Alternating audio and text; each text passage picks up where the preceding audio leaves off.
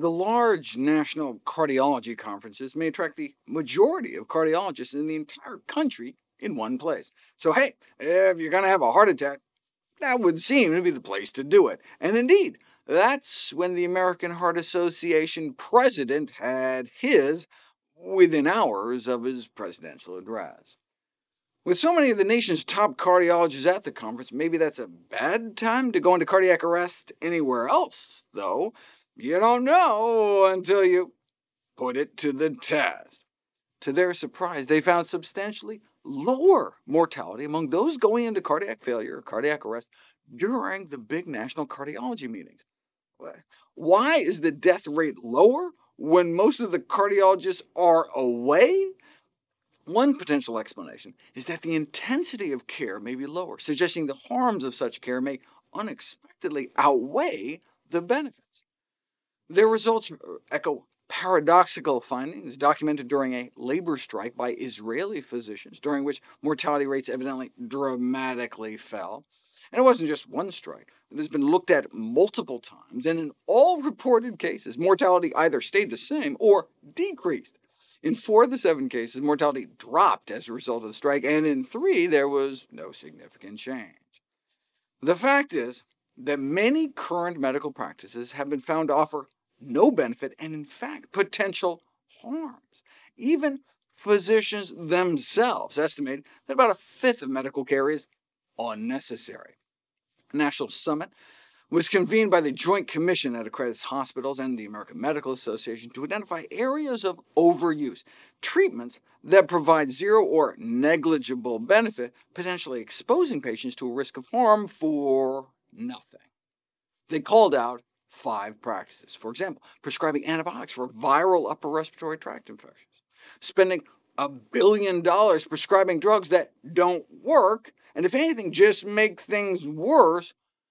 But another overuse practice they identified was elective percutaneous coronary intervention. In other words, angioplasty and stents.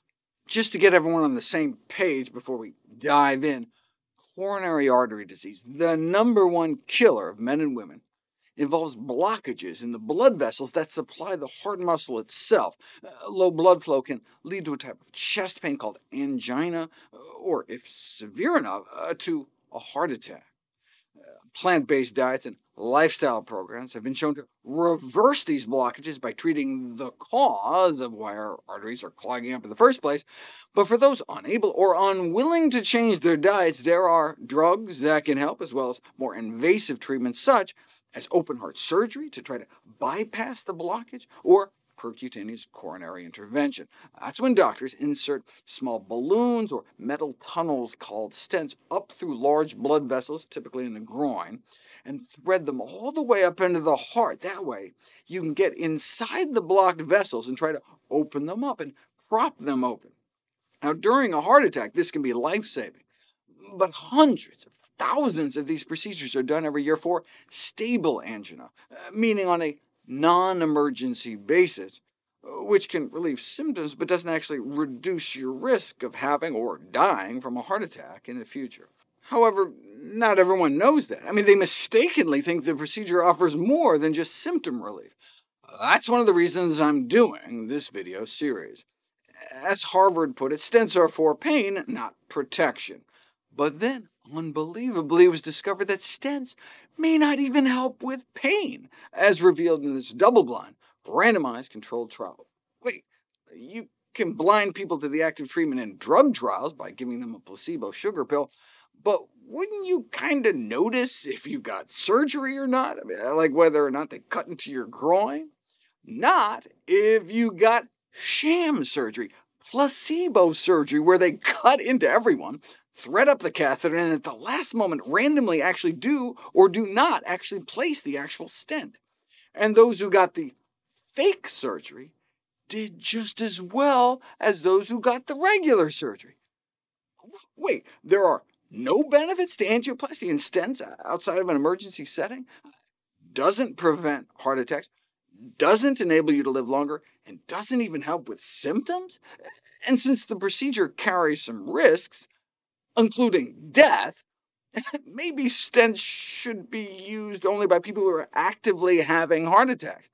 But wait, so hundreds of thousands of people are getting these operations for nothing? How do the doctors justify it? I mean, is it just greed? I mean, how do they get patients to sign up?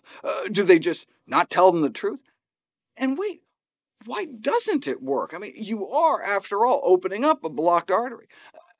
There's just so many questions, which we'll start addressing next.